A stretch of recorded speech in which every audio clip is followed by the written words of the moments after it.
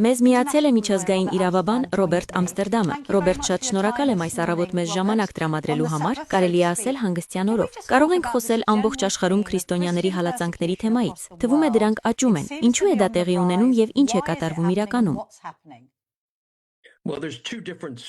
Կամիլիա, նախ շնորհակալ եմ հրավերի համար։ Կա երկու հիմնական ուղղություն։ Առաջինը արևմուտքում է, որտեղ սեպտեմբերի 11-ից ի վեր ԱՄՆ-ն եւ Եվրամիությունը որոշել են, որ որոշ քրիստոնեական խմբեր իրենց համար այլևս նախընտրելի չեն։ Նրանք փորձում են ընտրել այնպիսի խմբեր, որոնց կարող են գործիք դարձնել հակառուսական նպատակներով։ Սա արևմտյան կողմն է։ Աֆրիկայում եւ Սահելում դժբախտաբար տեղի է ունեցել ամենաարմատական խմբավորումների ահռելի ռազմականացում։ Այս մասին երբեք չի խոսվում։ Դա հաջորդեց Սահելում ֆրանսիացիների նահանջին, ինչը հսկայական քանակությամբ զենք թողեց այնտեղ։ Դրան գումարվեց Լիբիայի վերջաբանը, որն արևմուտքի կողմից սարսափելի կառավարվեց։ Արդյունքում ահռելի զինանոց եւ ագրեսիվ իսլամիստ գրոհայիններ, որոնք քաոս են ստեղծում Հյուսիսային Աֆրիկայում եւ ինչպես արդեն հայտնի է Նիգերիայում։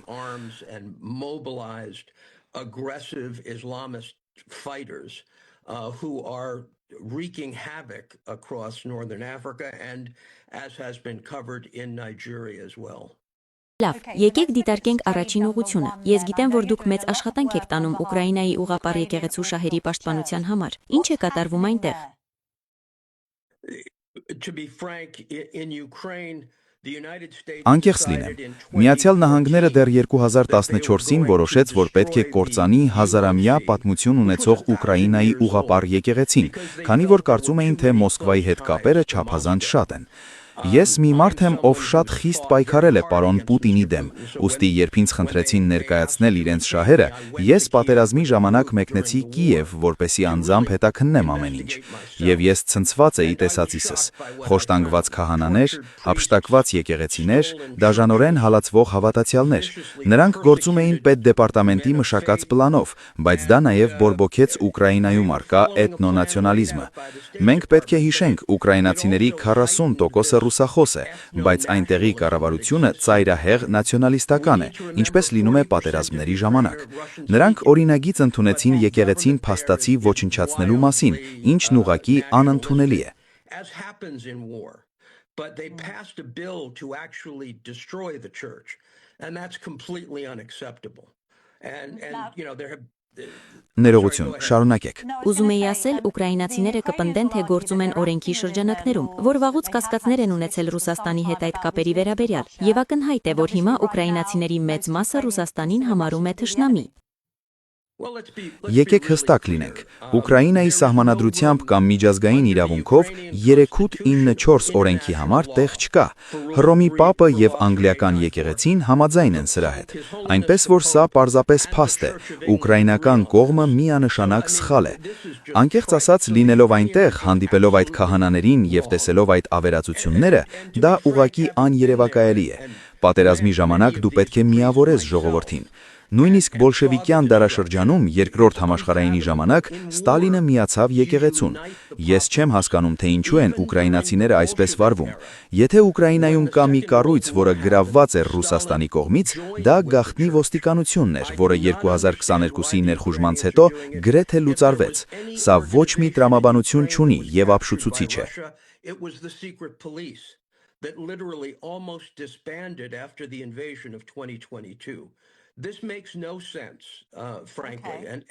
is appalling. Ասացեք, իսկ ինչ է կատարվում Հայաստանում։ Կրկին, մի երկիր, որը հաճախ չի հիշատակվում GB News-ի եթերում, բայց մենք այնտեղ նույնպես քրիստոնյաների հալածանքների ենք ականատես լինում։ Լսեք, սա ինձ համար առաջին ուղղության մի մասն է։ Միացյալ Նահանգները ներդրումներ է կատարել, ինչպես եւ Եվրամիությունը։ Ու պարոն Փաշինյանը, ով սկսեց որպես պոպուլիստ, բայց դառնում է ավտոկրատ, զավթել է իշխանությունը, կործանելով ժողովրդավարությունը եւ թիրախավորելով հայ առաքելական Սուրբ եկեղեցին։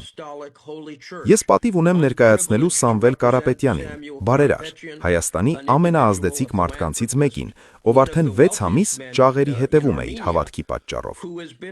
Եվ իմ վստահորդին մեկուսացնելուց հետո նրանք անցան երկրի բարձրագույն հոգևոր դասին։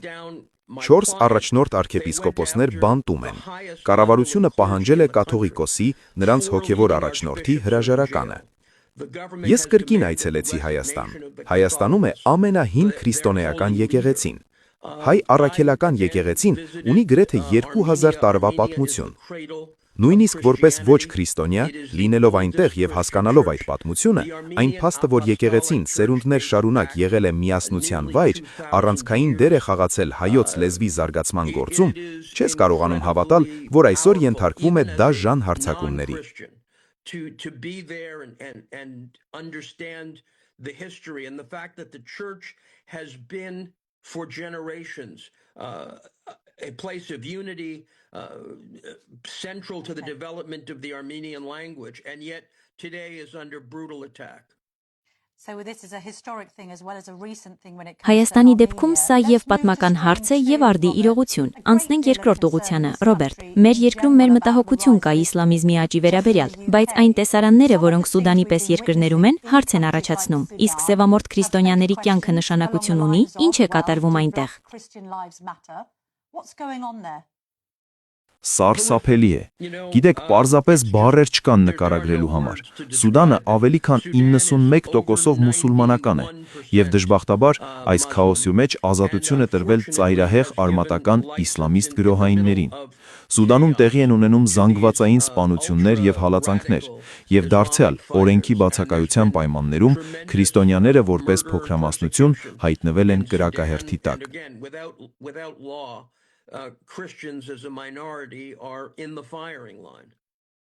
Հետաքրքիր է տեսնել քրիստոնեության աճը Մեծ Բրիտանիայում։ Եկեղեցի հաճախողների թիվն աճում է։ Ձախակողմյան մամուլի կողմից քննադատություն կար որոշ աջակողմյան գործիչների, այդ թվում Թոմի Ռոբինսոնի հասցեին, ովքեր ավելի կրոնական են դառնում քաղաքականության մեջ։ Մենք տեսնում ենք նաև Նայջել Ֆարաջին, ով շեշտը դնում է հավատքի, ընտանիքի եւ դրոշի վրա, ինչպես Ամերիկայում։ Ձեր կարծիքով սա բնական հակազդեցություն է արևմուտքում քրիստոնյաների հալածանքների վերաբերյալ վախերին եւ իսլամական ծայրահեղականության աճին։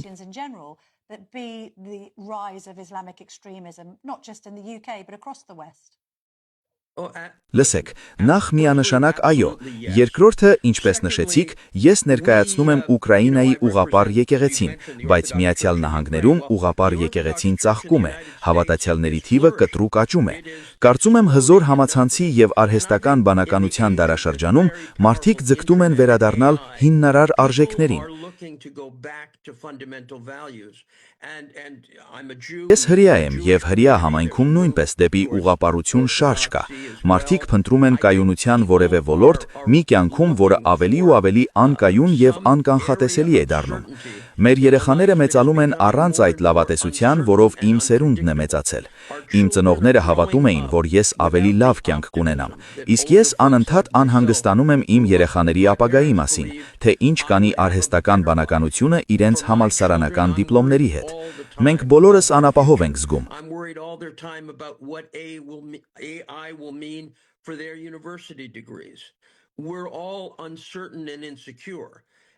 Ես ողջունում եմ քրիստոնեության աճը, քանի որ նա մարդկանց կապում է հիմնարար սկզբունքների։ Որպես հրեա պետք է ասեմ, որ մենք քրիստոնեական հավատքի հետ հսկայական ընդհանրություններ ունենք, եւ ես միայն դրական եմ համարում հոգեվորականության այս աճը։ Մեր քաղաքական գործիչները պետք է հարգեն դա։